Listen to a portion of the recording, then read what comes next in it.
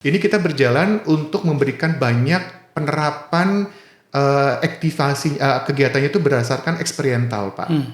Jadi beberapa testimoni disampaikan oleh lulusan dari magang Merdeka yang dari tempat Telkomsel menyatakan bahwa materi atau mata kuliah yang mereka pelajari di kampus itu ketika diimplementasikan dalam dunia pekerjaan, mereka mendapatkan ternyata begini ya implementasinya gitu.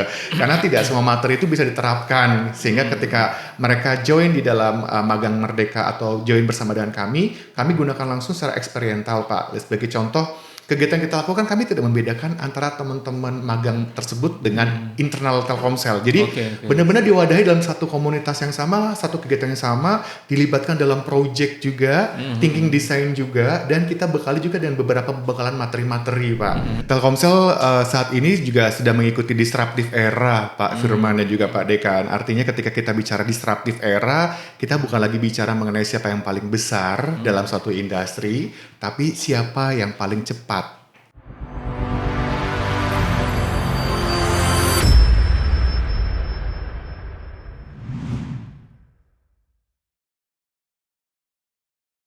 Assalamualaikum warahmatullahi wabarakatuh, Sobat Kampus Biru dimanapun Anda berada.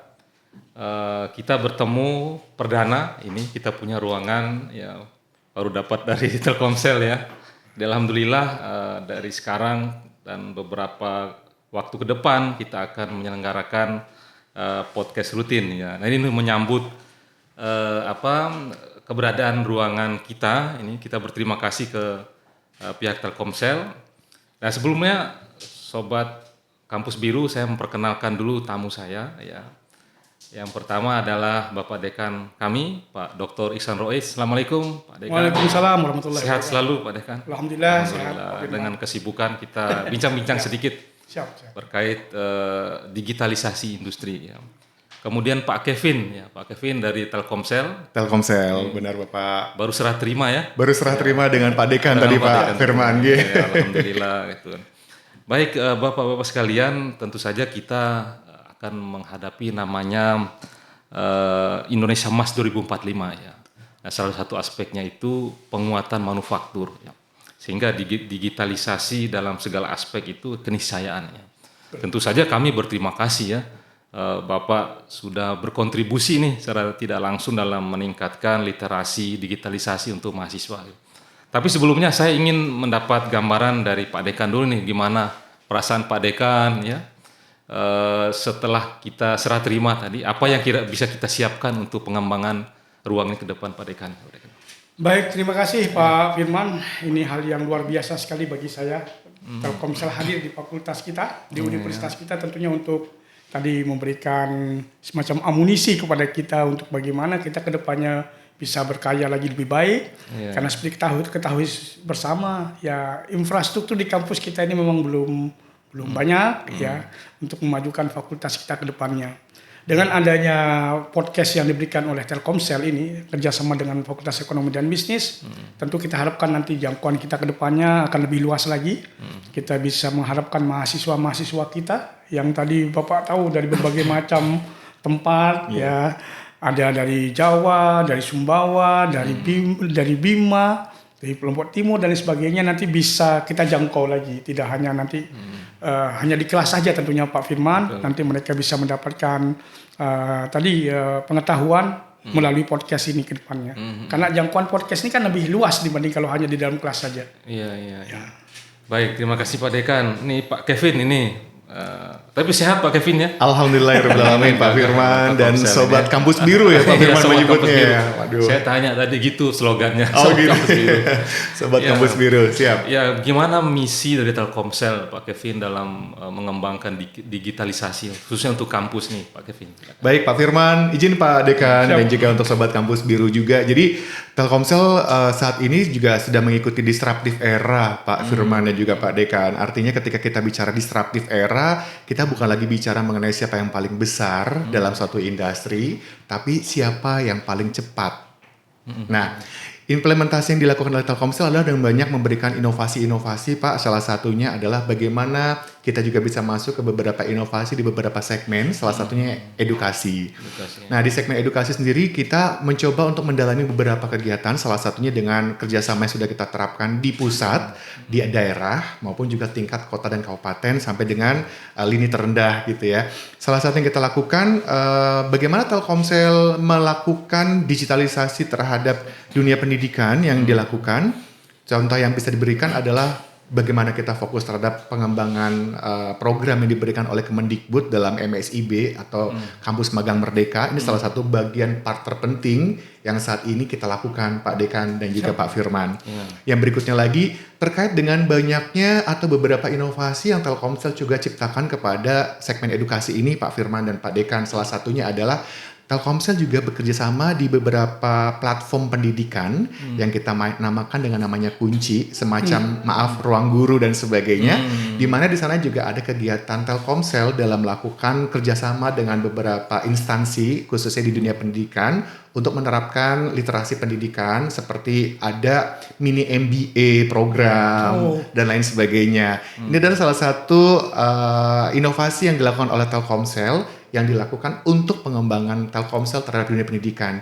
Jadi bicara Telkomsel saat ini melihatnya hanya bicara industri komunikasi saja ya Pak Firman atau Pak Dekan, mohon izin sobat Kampus Biru juga mungkin taunya Telkomsel cuma jualan pulsa, cuma jual nomor perdana. Ternyata nggak begitu Ternyata tidak. Di mana Telkomsel tuh menjual semua solusi Pak. Tagline-nya saat ini, di mana kita punya tagline terbaru atau tagline-nya saat ini digadang-gadang Telkomsel dengan nama buka semua peluang. Jadi setiap kali ada peluang pasti akan digarap sama Telkomsel. Begitu Pak Firman dan juga Pak Dekan. Ya, siap. Ya Pak Kevin, jadi kampus juga sekarang ada nama indikator kinerja utama Pak. Ya.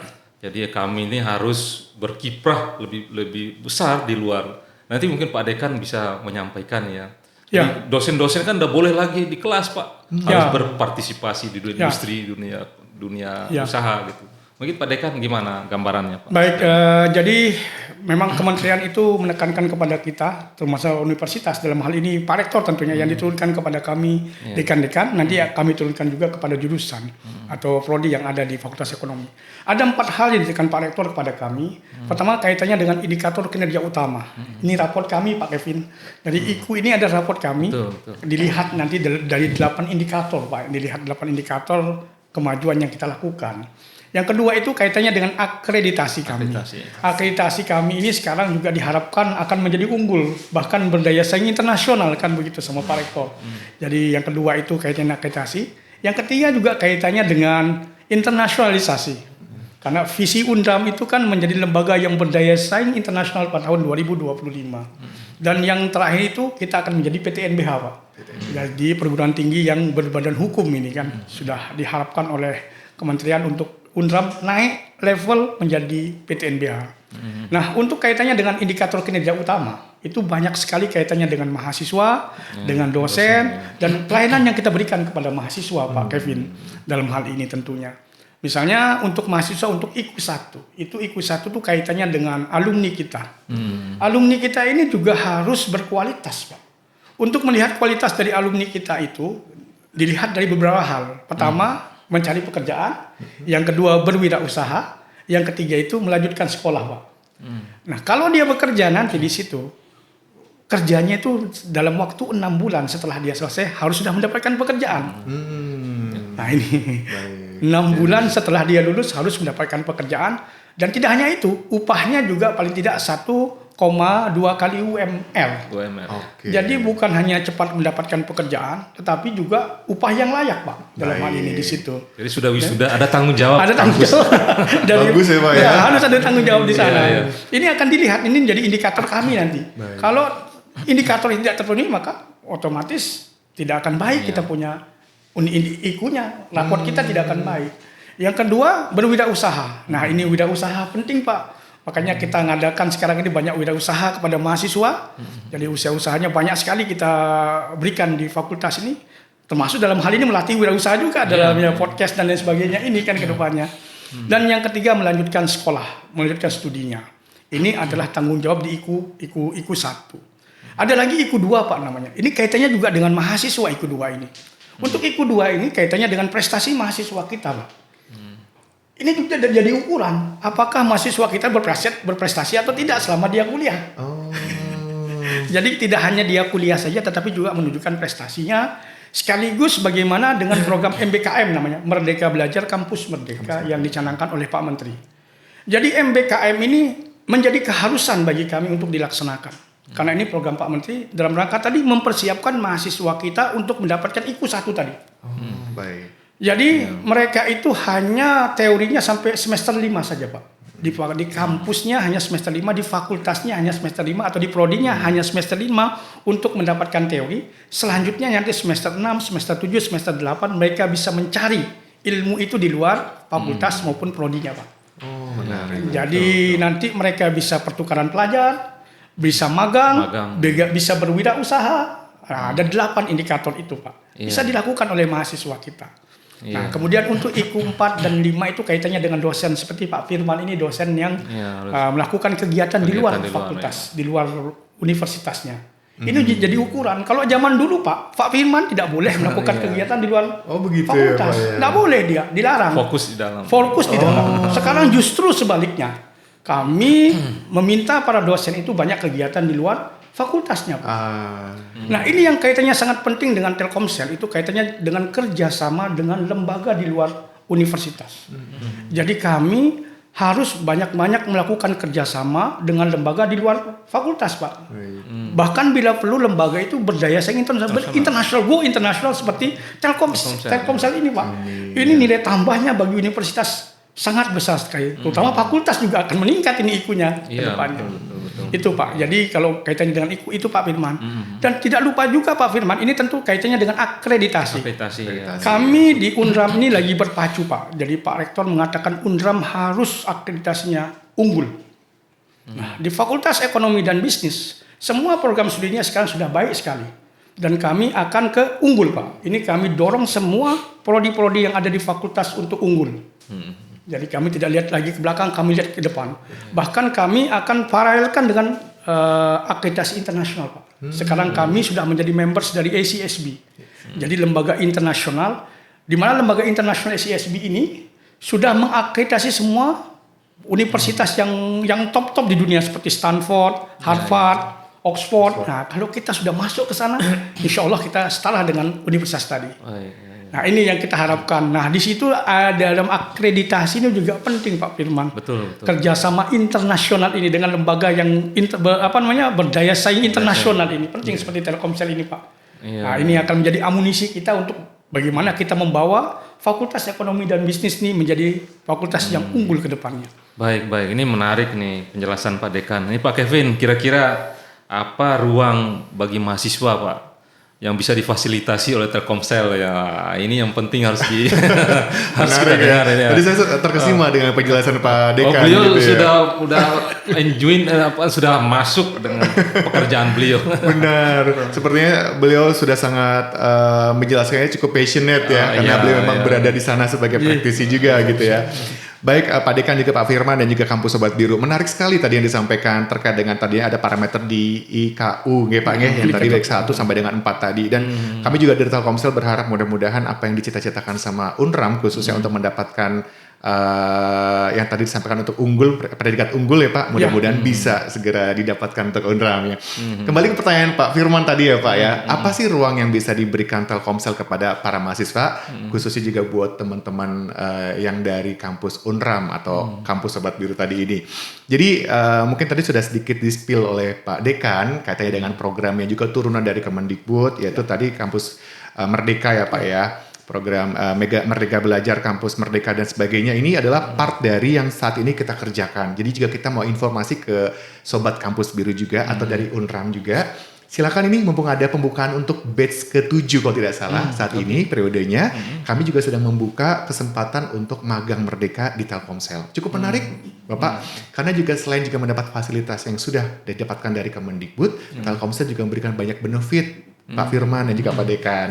Saya mungkin tidak usah menyebutkan nominal gitu ya Pak, namun benefit yang kita dapatkan dari beberapa gelaran Kampus Merdeka yang kita lakukan dari batch 1 sampai dengan saat ini sedang berjalan batch 6 untuk sampai dengan bulan depan. Ini kita berjalan untuk memberikan banyak penerapan aktivasi kegiatannya itu berdasarkan eksperimental Pak. Jadi beberapa testimoni disampaikan oleh lulusan dari magang Merdeka yang dari tempat Telkomsel menyatakan bahwa materi atau mata kuliah yang mereka pelajari di kampus itu ketika diimplementasikan dalam dunia pekerjaan, mereka mendapatkan ternyata begini ya implementasinya gitu.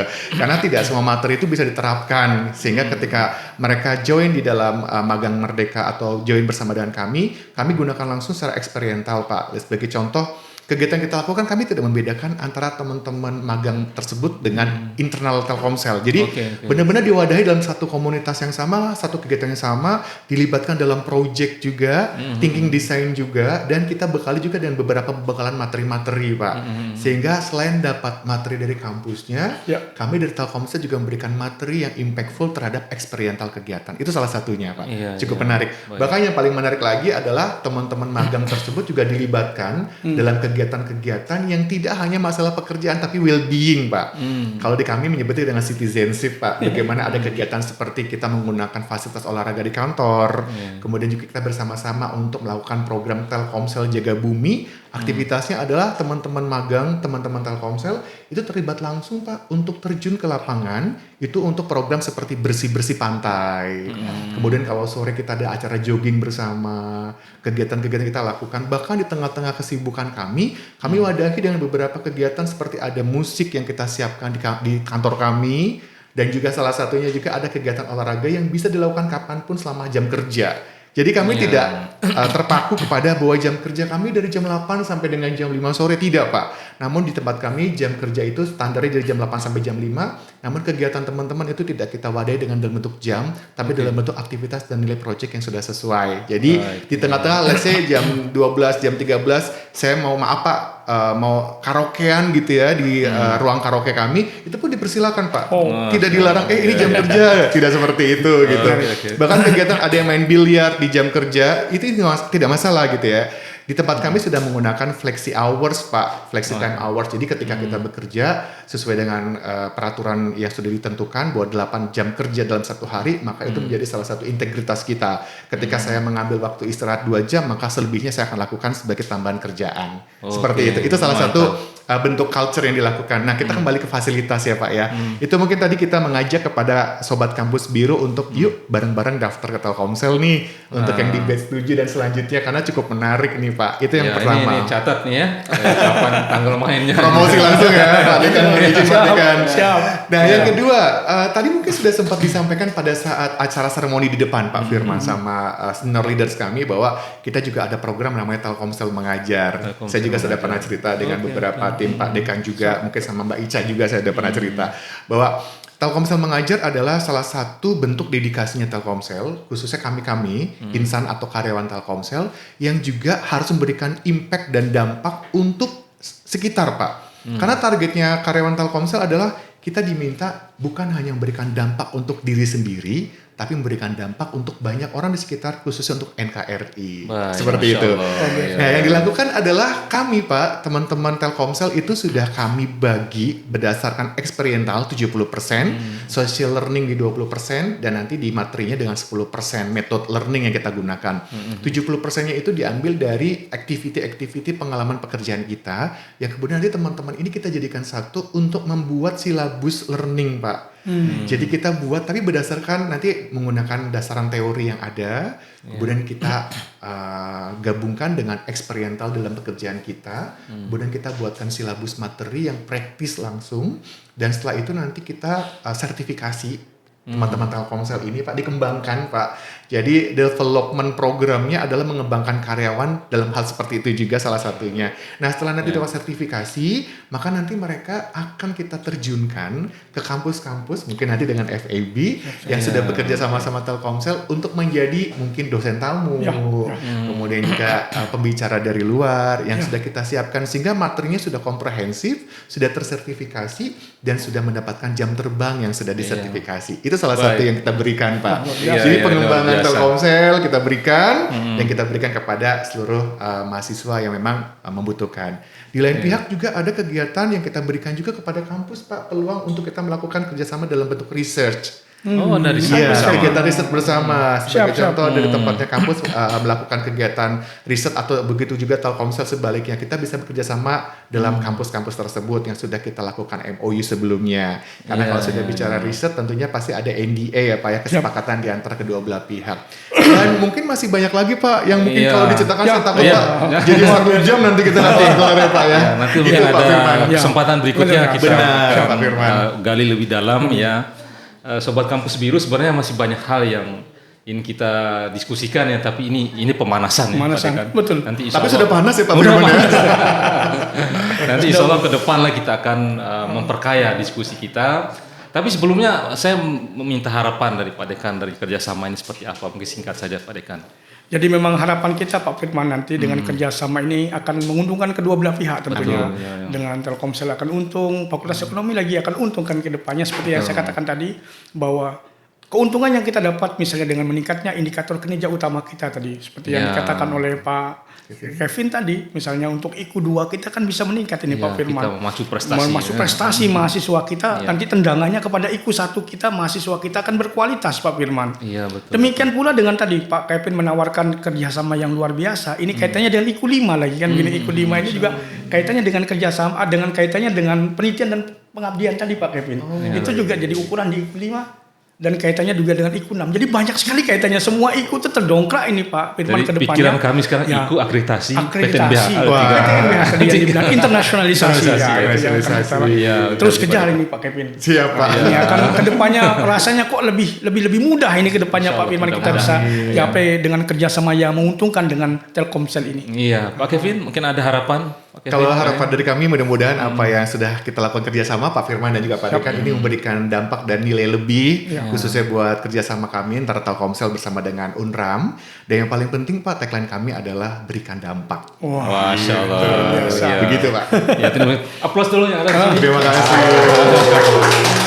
Baik, Sobat Kampus Biru, insya Allah nanti kita akan lanjutkan perbincangan kita. Tapi ini seperti yang dijelaskan tadi, ini perdana. Insya Allah ke depan kita akan memperkaya lagi. Terima kasih atas perhatiannya. Bila taufiq hidayah. Assalamualaikum warahmatullahi wabarakatuh. Waalaikumsalam warahmatullahi wabarakatuh.